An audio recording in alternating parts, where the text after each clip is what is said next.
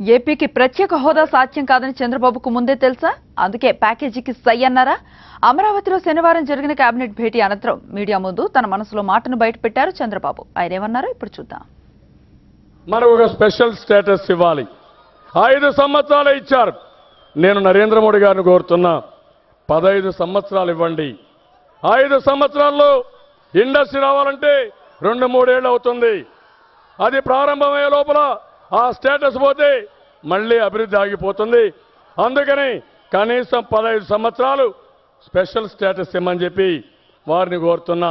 అదే మరి కొంతమంది కావాలని కన్ఫ్యూజ్ చేసి స్పెషల్ స్టేటస్ ఇస్తే ఇది ఒక సంజీవని కింద అన్నీ అయిపోతాయని. ఏం వస్తాయండి? 2 వస్తాయి. ఆ 2లో ఏంటి? 1 EAP, 2 central sponsor schemes. Central sponsor schemes తగ్గించేశారు, 62 నుంచి 52% వచ్చింది. ఈఏపీ వచ్చే కొద్దిగా ఎంత వచ్చింది? ఎన్ని ప్రాజెక్ట్స్ ఇస్తే గవర్నమెంట్ ఆఫ్ ఇండియా, అది మళ్ళీ వాళ్ళు క్యాబినెట్లో తీసి వాళ్ళు పాస్ చేయాలి. ఎన్ని ఇస్తే వస్తాయి. నేను అడిగింది ఫస్ట్, నా డిమాండ్ స్పెషల్ స్టేటసే. వారు కాదని ఇంకా ఎక్కువ డబ్బులు ఇస్తున్నారు అనుకో, ఇంక నీకు బాధ ఏముంది? ఇంకా ఎక్కువ డబ్బులు ఇస్తే నేను కాదన్నా కదా. కాదు, కోడలు మగబిడ్డ కంటారంటే అత్తొద్దు అంటున్నా.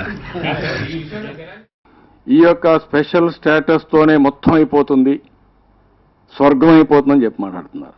10 ఏళ్ళు స్పెషల్ స్టేటస్ వచ్చిన రాష్ట్రాలు స్వర్గాలు అయిపోలేదు. What is the reason?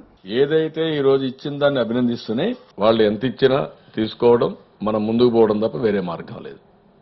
We have to fight, we have to go move forward. Special ప్యాకేజీకి స్పెషల్ స్టేటస్కి వ్యత్యాసం చూసుకున్న తర్వాత, స్పెషల్ ప్యాకేజ్ స్టేటస్లో ఉండేటన్నీ ఇస్తానన్నప్పుడు కాదు. ఇప్పుడు చిన్నపిల్లలను చూస్తూ ఉంటాం, ఆడు ఆకాశం చూపించి చంద్రుడి దిమ్మంటాడు, మూనే కావాలంటాడు ఇచ్చకపోయినా. కానీ ఏమి ఇచ్చినా సాటిస్ఫై కాదు. మళ్ళా అలిగి లాస్ట్కు అతనే కూలయ్యే వరకు చేస్తారు. అంటే అది రాదు, కానీ ఏం చేయలేం. ఆ పరిస్థితి చూపించారు. మన పెళ్ళైతే చూపిస్తాం, అరుంధతి నక్షత్రాన్ని చూసి తెలుసా నీకు కనపడుస్తుందంటాం, కనపడుస్తుందంటాం, ఇంక విధి లేని పరిస్థితి కనపడిందంటాం. దానికి మీరందరూ ప్రయత్నం చేశారు. కానీ నేను ఆలోచించింది కాదు, ఈ రాష్ట్ర ప్రయోజనాలు కాపాడుకోవాలి. కష్టాల్లో ఉండే రాష్ట్రాన్ని ఇంకా ఇబ్బందుల్లో పెట్టడం కరెక్ట్ కాదనే ఉద్దేశంతో నేను special package equal to special status నేను యాక్సెప్ట్ చేశాను.